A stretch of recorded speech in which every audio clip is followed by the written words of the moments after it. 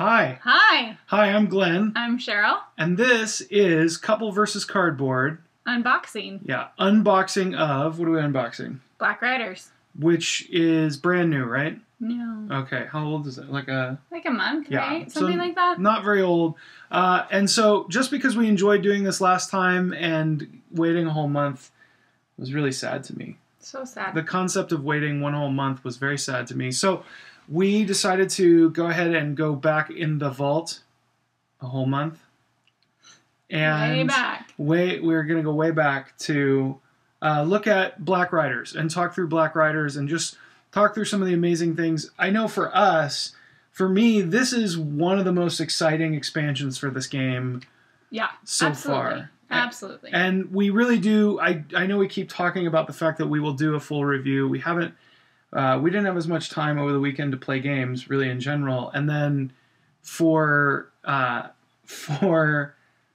the longest time, it just takes us a long time to get through a scenario. So we may not be the best at reviewing them. So this may be the best thing we have as far as reviews go for those for a while. Right. Yeah. I'm just not very good at the game. So, well, and in any case, it takes us a while to get through a scenario. So we're still trying to get information. Yeah. To make our review helpful. Yeah, I think even just I think we did, when we were dating, we did The Hobbit. Mm-hmm. And that probably took us about 5 months. And obviously we didn't just play that game, but it probably took us 5 months to get through all 6 scenarios. So we've obviously, we're in the second one, and we won't spoil it because you know how I feel about spoilers. Yeah. So, but what we will talk about is we'll talk about the cards from this expansion. Okay, so do you want to get started? Yeah. So I'll do the first card. Okay. Which is traded as a creature. Yeah. And it's a pony.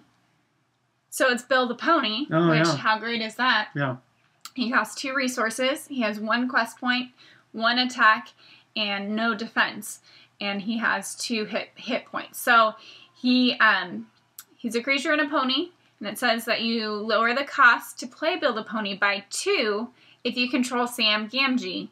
Cannot have attachments. And each Hobbit character gets 1 extra hit point for this ally when you put him in play. So if you're playing with Sam, I mean, he's money because you get a 2 resource ally into play immediately. Yeah. And so I feel like he's really valuable. And that way he helps with the quest, helps with hits on the Hobbits.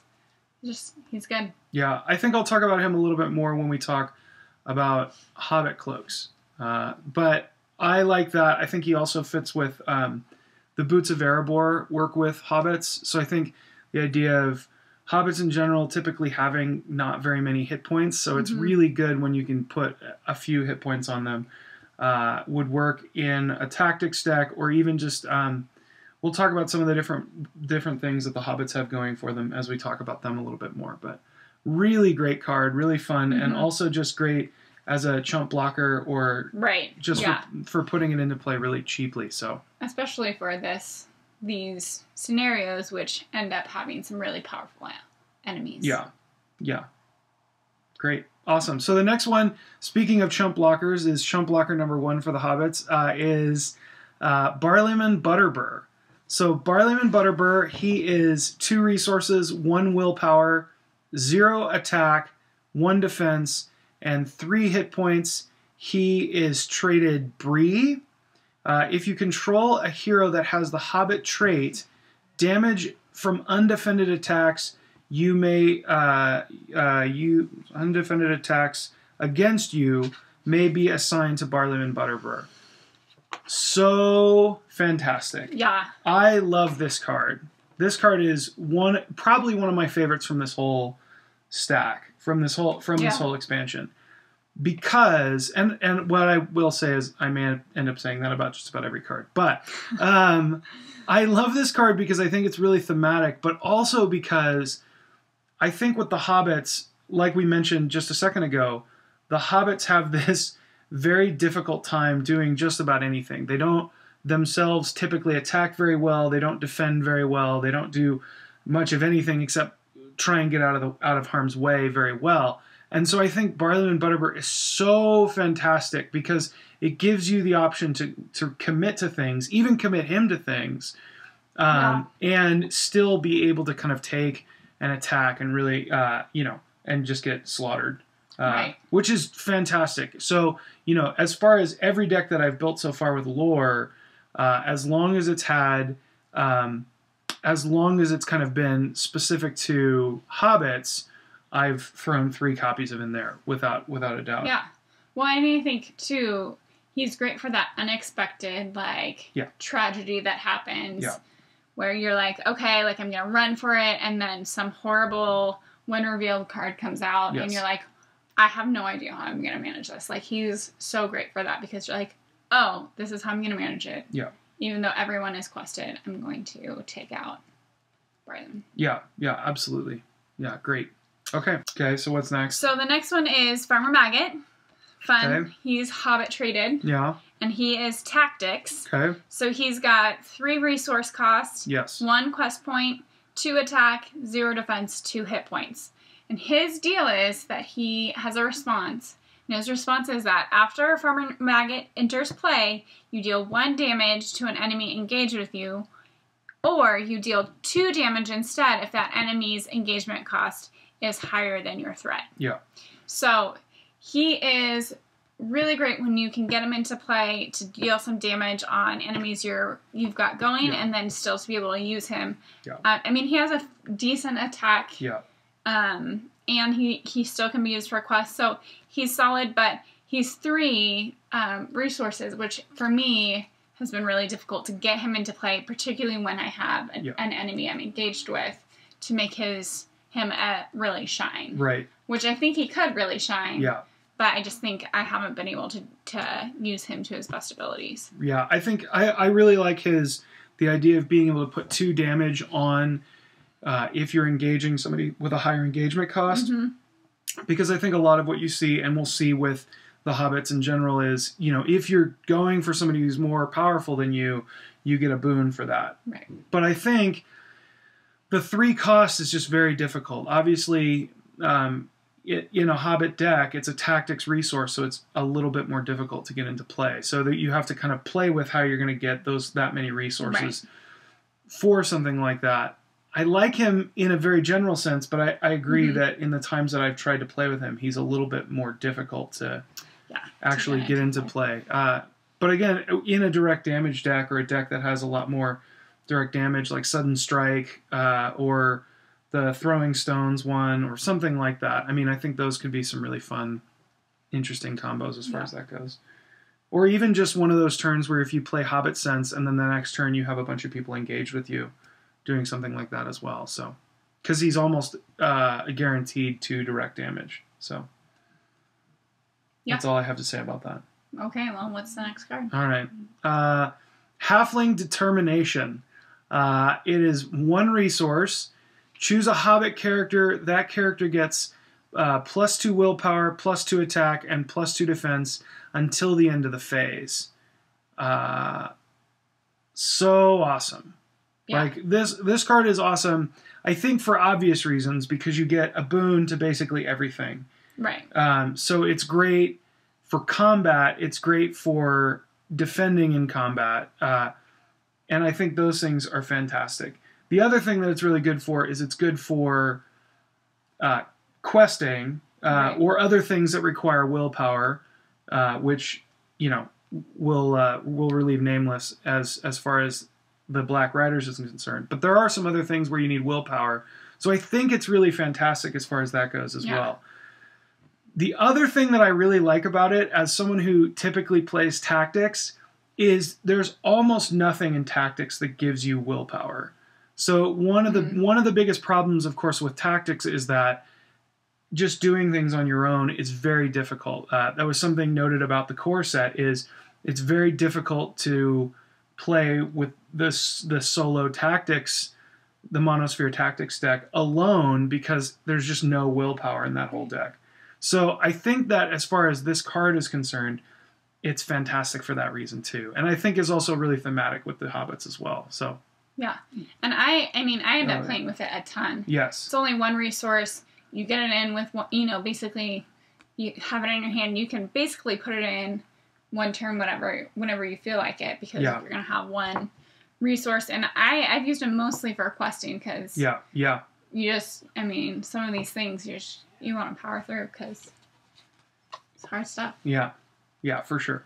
All right, what do we got next? So then we have another event. It's a spirit event, and it's called Smoke Rings, which is awesome. Yeah. And its action is that you reduce your threat by 1 for each pipe you control. And each hero with a pipe attachment gets +1 quest until the end of the phase. Yeah. And I think this card is super cool. Yes. Because it's so thematic. Yeah. With the hobbits. And I mean, it's great for... it does 2 things, which is always awesome. I do always think it's really interesting that I imagine what the hobbits are like, just taking a smoke break really quick while they're being chased down by the Nazgul. Yeah. Yeah, they're like, oh, it's time for tea. Let's have a smoke. Just in the middle of being chased down Why not? All right, hey.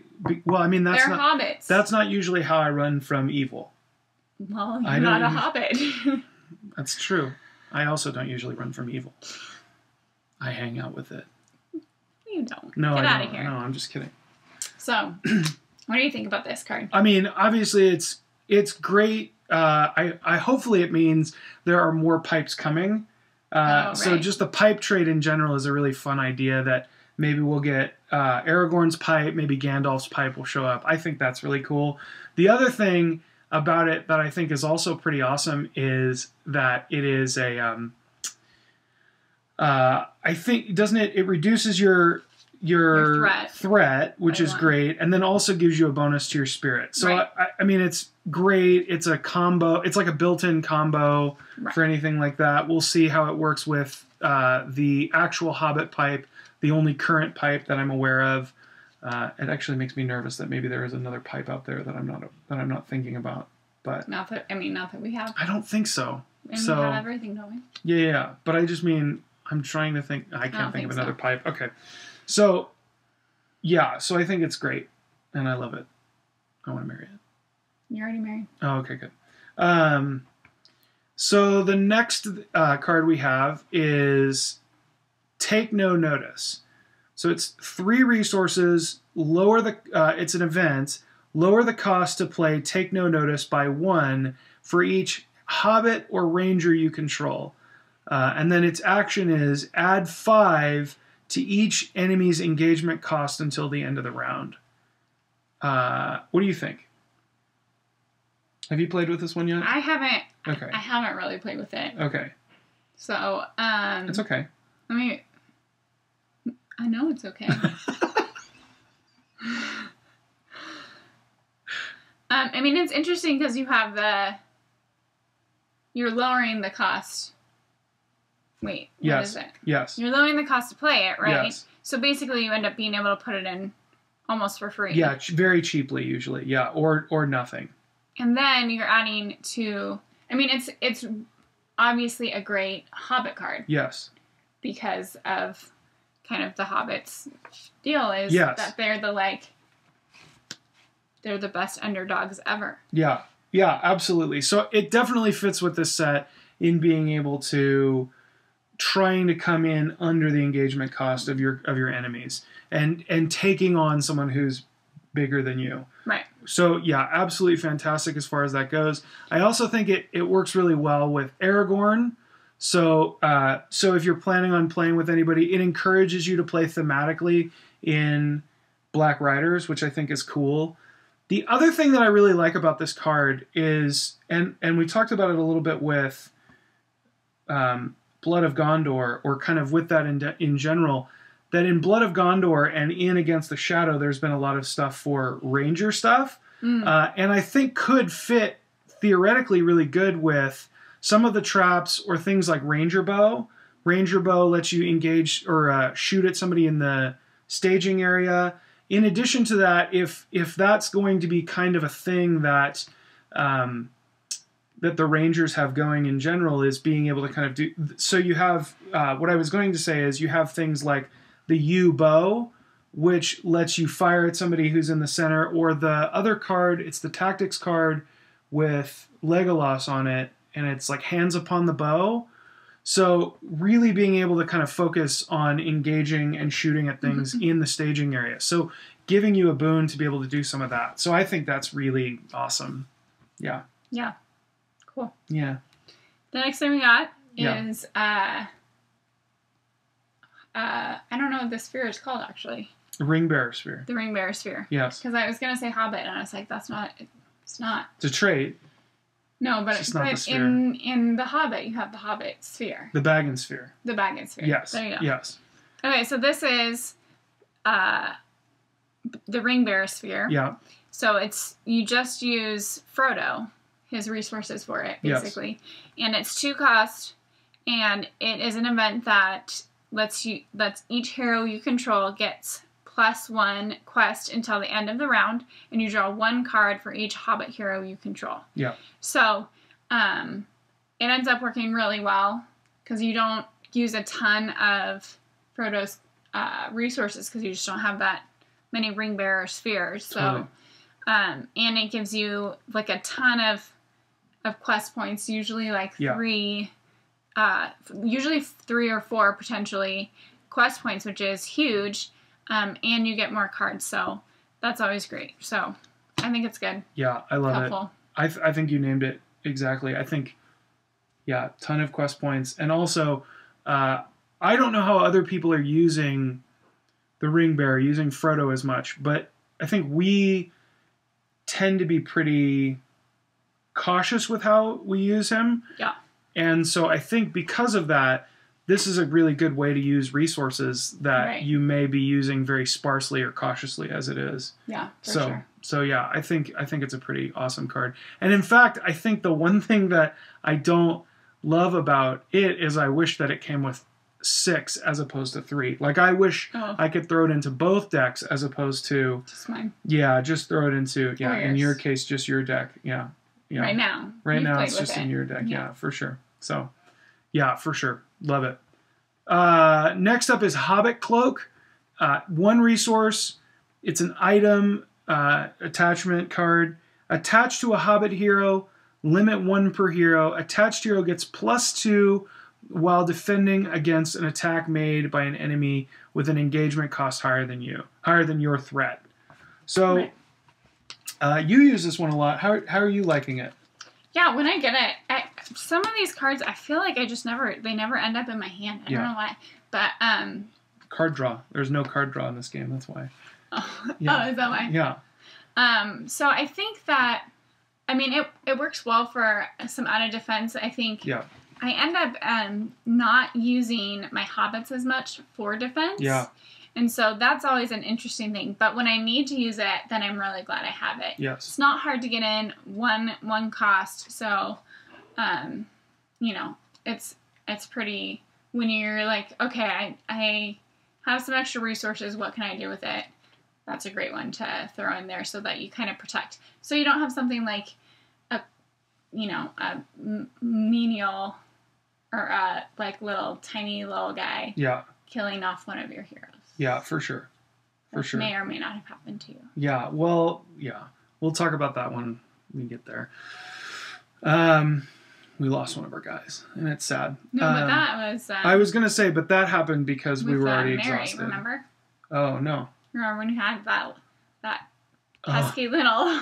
That's right. Yeah, we did. We had one instance in which, was it Mary was crow going... killed Mary. Yeah, he was just defending, and he had... Come on, really. So, Hobbit Cloak in that case would have been really great.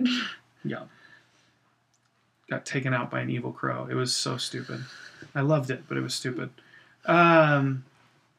So, next up is the Hobbit Pipe. Hobbit Pipe, which the art on that is unreal. I think the art in this set has been really fun. Mm-hmm. It's been some of my favorite art, maybe at all. Mm. It's 0 resources. It's an item and pipe. It's traded. Attached to a Hobbit, limit 1 per character. Response: after your threat is reduced by an event effect, exhaust Hobbit Pipe to draw a card. What do you think about this card? Well, obviously it works really well with the smoke, Yes. which reduces Yes. your cost and then allows, so then you're reducing your cost, you're getting extra quest points, and you're getting cards, right? Yeah, card draw, for sure. So, I mean, that's great. It doesn't cost anything to put in. And, I mean, we were playing with one deck that, I mean, we were just lowering our costs left and right. Yes. So it was awesome for that deck. Yes. Because I was drawing all kinds of cards. Yeah. Yeah, this might be one of my, again, this is one of my favorite cards from this expansion because it gives you card draw in a trait that doesn't normally give you a ton of card draw. Like lore tends to be the sphere that gives you card draw. This one's for spirit. It gives you card draw with that. And in addition to that, it gives you card draw for doing something you want to do anyways. Right. So like something like Galadriel's Greeting or the Smoke Rings, or I can't think of other ones off the top of my head. I mean, there's obviously the Elrond's Council, which is a little bit more difficult to get into play with this one. But even we were using Glorfindel, so the Spirit Glorfindel, so it gave us the ability to kind of use this a lot.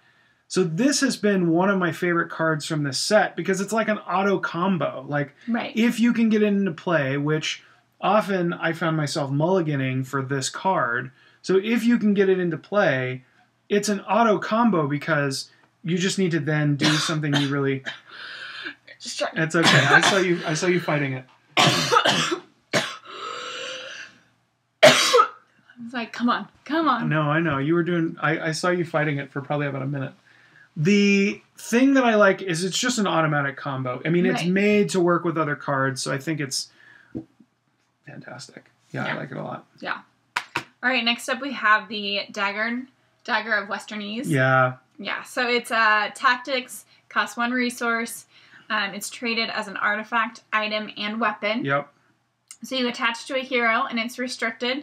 The attached hero gets +1 attack or +2 attack if it is attacking an enemy with an engagement cost higher than your threat. Yeah. So it's an attachment, obviously, and it's super great because no matter what, you're getting extra attack, which is always really helpful.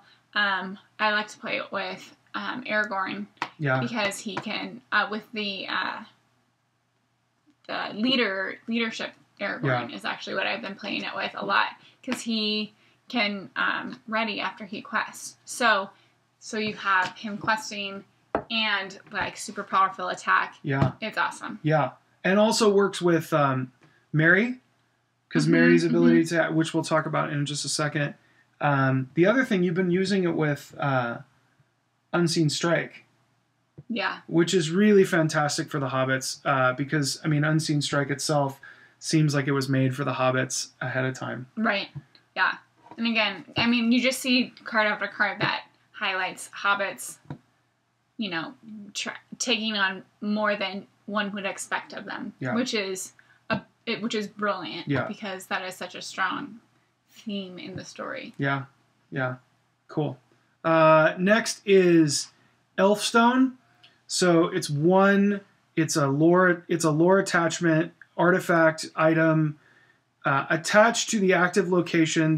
The attached location gets +1 quest point, meaning it takes one more point to get through it.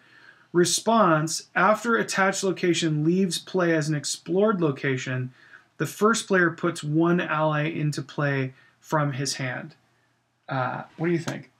I think it's awesome. Yeah. And look at how pretty it is. It is pretty. It is very pretty. Yeah. I'm not staring at a wall right there. I'm staring at we're looking at the card. The very beautiful card. As you can tell. Right. They can see what we're looking at. Come on now. So. No, it's so great. Okay. Because, I mean, you're basically getting extra for something you're trying to do anyway. And plus, I mean, the +1, you kind of want to be aware of that when you're putting it on a location. Yes. Right? So if it's a crazy location that you're trying to get out fast, you're obviously not going to do it then. Right. But if you're trying to get through, you're trying to get through the locations anyway, and it just gives you this extra little kickback if you get through it. So I think it's great. Yeah, for sure. I've been playing it lately with Ancient Matham, which gives you 3, again, spirit traded, gives you 3 cards, or gives the first player 3 cards if you get through it. So that deck, I think, also, with a lot of cards that come, we've been using the Lorien Guide and the Northern Tracker, both included with the core box, which give you the ability to be putting progress tokens on things which aren't necessarily the active location. So, or if they are the active location, one or the other, just putting progress tokens on locations without having quest, without over and above the quest. Right. So I think something like the Elfstone 2 is, if you're using a Northern Tracker, or we were using Glorfindel's horse, I can never remember what it's called. How's that weird? Yeah. So his horse, to put progress tokens on things as well, that can be really good if you're using a deck which is specializing in location management. So I think is fantastic. And I think because the core box gives you a lot of those kinds of things, this is one of those kinds of cards where if you're just jumping right into the game, only having the core box, there are a number of those cards in here which are really great as far as that goes too. So, yeah. Yes. Okay. So we go with the heroes last, and we have quite a few heroes to go through. Yeah. So go ahead. So the first one we got is the Ringbearer. So it's a new hero, new sphere. We've already mentioned one card for this sphere, and it's Frodo, obviously, the Ringbearer. And so he ends up moving back and forth between the first player. Yeah. So he's automatically in play. If you lose him, then you fail. You lose. So he has 2 quest points, 1 attack, 2 defense, and 2 threat points. Yeah. And he has the traits of Hobbit and Ringbearer. Yeah. And he has a response where you spend 1 Ringbearer resource and exhaust the Run Ring to cancel the effects of an encounter card just revealed from the encounter deck. Shuffle that card back into the encounter deck and reveal another encounter card. Yep. So this is, he's a really fun hero to be playing with. Obviously, we tend to use him for less dangerous things. Like, we don't really use him to defend against attacks very frequently, because if you lose him, you're totally... Yeah, unlike Bilbo from The Hobbit, where he had things like Sting and the Mithril Coat. Was it the Mithril Coat? He had a number of things which were really defensive. Frodo doesn't have hardly anything, and he's also not like the spirit version of himself, which was incredibly defensive as well. Right. No. So we quest him a lot. Obviously, the One Ring ability has been really helpful. Yeah. Because there are just some gnarly cards that come out.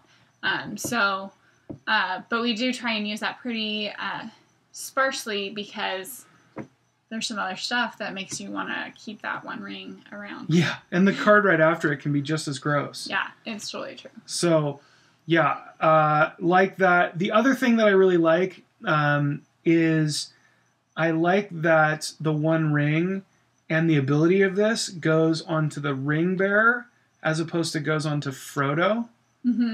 Because I think that could lead to a lot of really interesting and cool things down the road. So obviously, I think Sam will probably have a turn bearing the ring at some point. We could see other Ringbearer characters down the road as well. So I think that's really, really fantastic. It's so cool. It's so cool. Any other thoughts? No. I think it's really interesting also, just in a very general sense, that you have a common hero between you. Right. I think I'm excited to talk a little bit about that when we do a bigger review of this. So, yeah. Okay. Here we go. So, Mary. Mary is 6 threat. So 6 initial threat, 2 willpower, 0 attack, 1 defense, 2 hit points, and he's a hobbit. Mary gets +1 attack for each hobbit hero you control.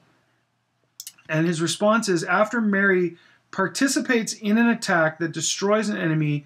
Ready another character that participated in the attack. What do you think? Because you've been I think you've played with Mary almost since the beginning. Maybe. Well, we started with you playing him, and then we switched over to me. Okay. And I think he initially, when I saw him, I was like, oh, he like barely fights at all, and he's a tactics guy. Well, but then you're like, oh no, he works well with like Hobbit centric deck, obviously, and so I mean he ends up being working out pretty well. He has pretty solid stats. I don't actually end up using his response very often, and I don't know if that's just because I'm still figuring out how to use him well or what, but I end up not getting, or if I do get to ready someone, it's kind of irrelevant at that point. Right. Yeah, I feel like a lot of the things that we've primarily been using him in Black Riders, so I think the things we end up fighting, I think we've been primarily like, you just try and dump as many attackers on that thing as possible. So I agree, like I think he's primarily been very difficult to use. I haven't necessarily been able to figure out a good way to use his ability well. Maybe some of you guys can comment below if you have some really interesting ways that you've been using that. So that would be great. Yeah. Our next hero is a leader. Yeah. Leadership Sphere. Oh, really? He's not Spirit? No. Oh, okay. Yeah, it's all right. All right. He has an 8 initial threat. Okay. 3 willpower. Okay. 1 attack. 1 defense. 3 hit points. And it is our friend, the best friend one could ever have. Yeah. Samwise Gamgee. Yeah. Actually, they just call him Sam, but his full name is Samwise. Yeah. He is Hobbit traded, and his response is after you engage an enemy with a higher engagement cost than your threat, ready Sam Gamgee. He gets +1 willpower, +1 attack, and +1 defense until the end of the round. Yeah. What do you think? I love him. I mean, I love him. How can you not? Yeah, obviously it's Sam. Sam's basically one of your favorite characters, isn't he? It's hard to say, but probably. Yeah. I mean, I think he has such rich character and qualities that also has very deep symbolism, I think, for in the story. So yeah. So I think that's cool. Yeah, for sure.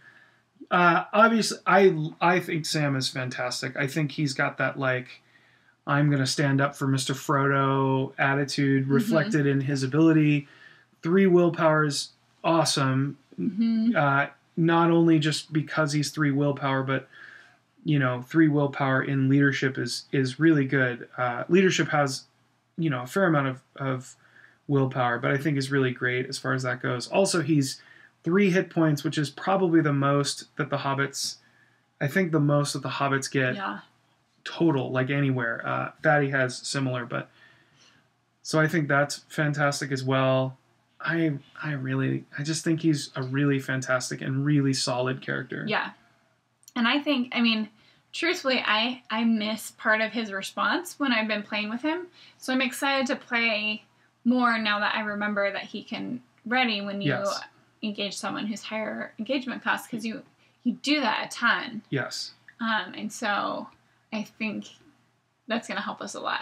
Well, and I think one thing I've been thinking about a lot is the thing that is probably the most confusing aspect of this game is keeping track of all of the different things that are going on. Right. So when you're playing just about anything, keywords are constantly firing one off of the other. And one thing that can be a little bit more difficult is because it's cooperative, because it's not competitive. Like if it's competitive, there's incentive to kind of be paying attention to that. And a player can speak for their own cards, where the player, the kind of the game itself is not going to speak up about its own keywords or about your keywords.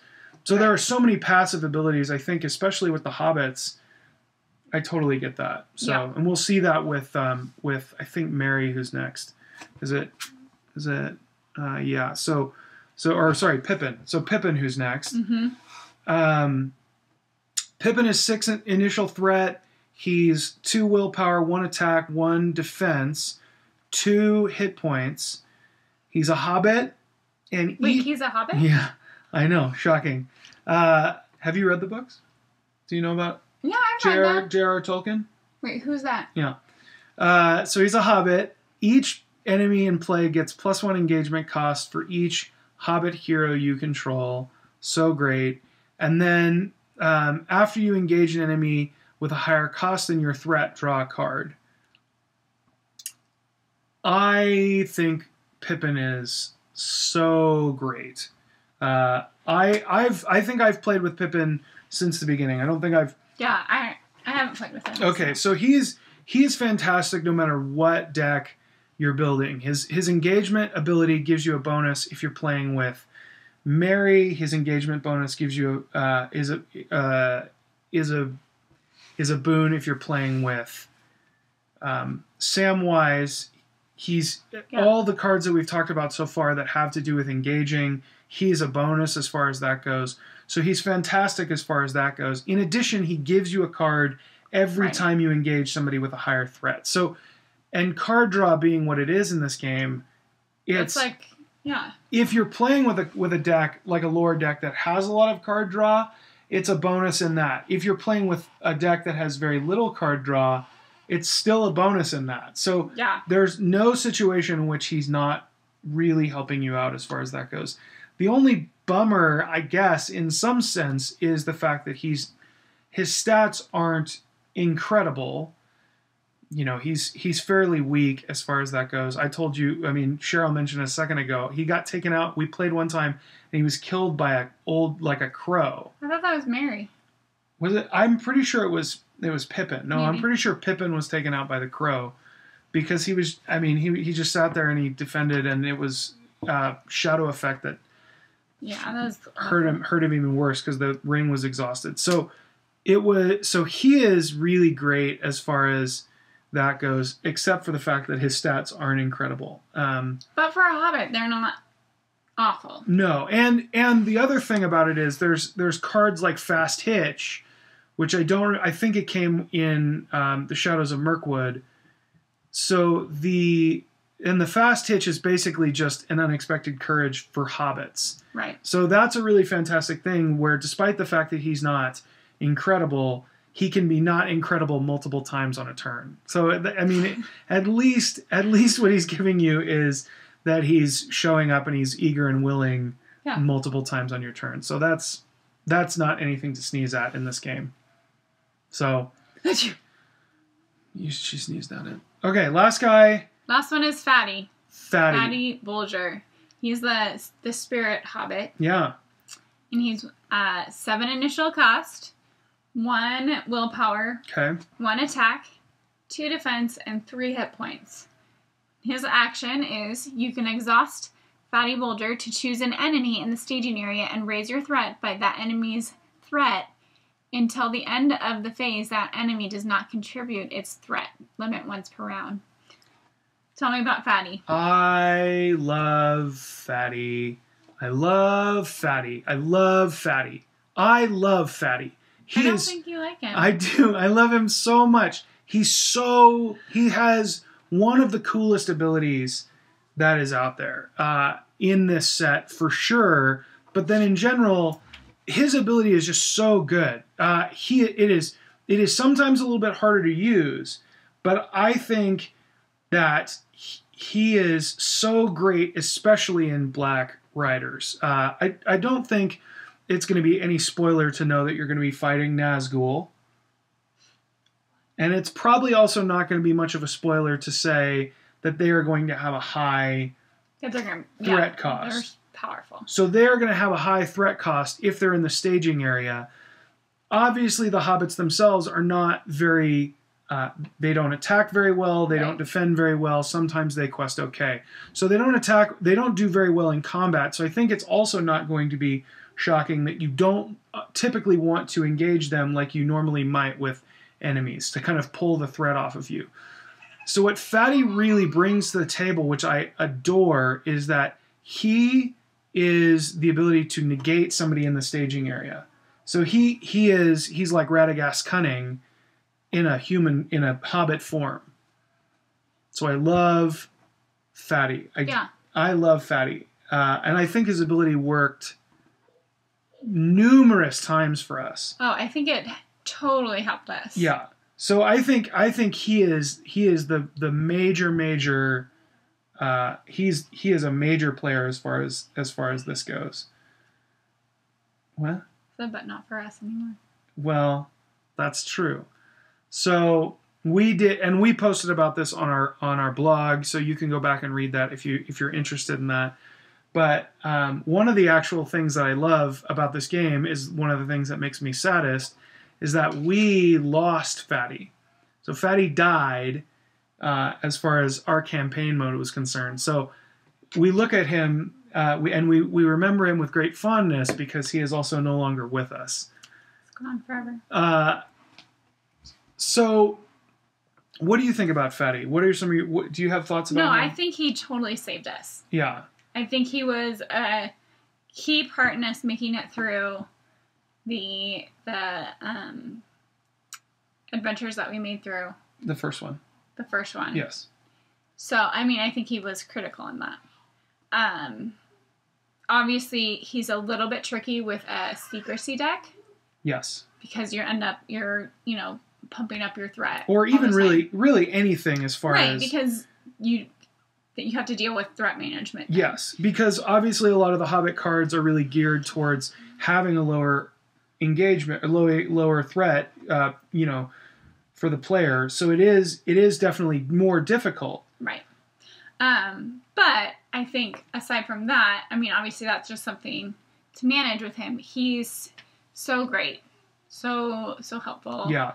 And I'm so sad that he's gone from our lives. Yeah. Yeah. And obviously, just as an aside, I think he works fantastic with the Hobbit Pipe, with Smoke Rings, with Galadriel's Greeting, right. with all those things. If you can do that dance of absorbing somebody else's threat to negate it, if you can do that dance, it's totally worth it because right. he lets you basically look at the situation after you've quested and say, I no longer want to deal with this right. particular enemy. And he works really great with Fast Hitch, too, because then he's, like, doing double duty. Yeah, because he can quest and then Fast Hitch and then come back. Right. Yeah. So good. So Fatty Bolger, big fan. We are not going to do any of the boons, or I guess for that matter, the burdens. The boons, I think they technically count as player cards, but I think we're just going to take that as a bit of a technicality. You'll see. I think we'll talk about that a little bit when we do our full review. I promise you, at some point in the universe, at some other space and time, it will get done. Don't expect it the rest of this week, but possibly next week. Hopefully by the end of next week, we will have it for you. We're just trying to be able to get through all of the different adventures before we can talk about everything. But we have so many fun, awesome thoughts to talk about as far as that one goes. So cool. That's it. Yeah. Make sure you comment below. Make sure you post on our website if you're interested. We would love to hear your thoughts. We'd love to hear how it's going for you, how this whole set has worked for you so far, some of your favorite cards, things that you disagreed with us on. For sure. Or things that you maybe hadn't thought of. I don't know. That sounds self-serving. I mean, help us out. Help us. Yeah, please. We'd love to see what you guys are doing. Especially some of the things that we're like, oh, well, we don't really know about that. Yeah, absolutely. Give us ideas. We love them. Awesome. Thanks so much. And we will see you guys next time for the Morgul Vale.